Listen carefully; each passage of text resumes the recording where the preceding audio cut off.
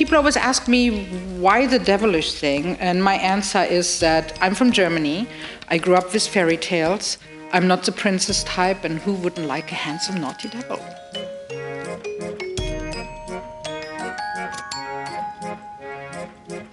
Welcome to my home and my devilish little things museum. My name is Marion.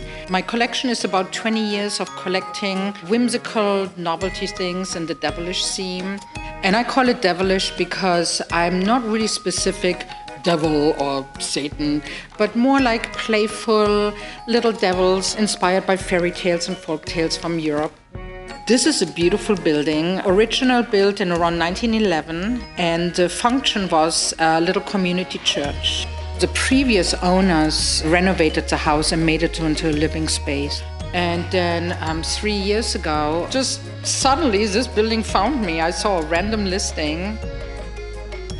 Behind us is a room that's the book and magic room.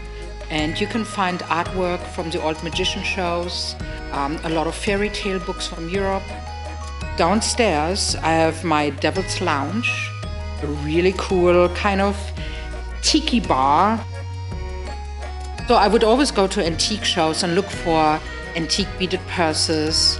And there was a person that had ceramic pieces that called devils and cards. And I looked at them and it was love on first sight. And since that day, I just kind of started, keeping an eye out for those things. And then 20 years later, here we are. I'm really specific. I don't want anything that you can buy in a random mall.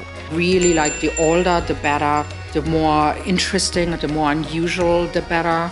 This is from 1800s, from France. And it came from a hotel. It's an old hotel bell. Late 1700s, early 1800s. So when you get ready to smoke with your friends, they all get to see the devil head and wonder why you have a smile on your face, because you get to stick the stem in your mouth. I offered regular tours. They take around an hour. I also offer full cater tea parties. And of course, we have the best deviled eggs. I just find, the devil is kind of a little bit the underdog. He's really kind of misunderstood. And I think that maybe appeals.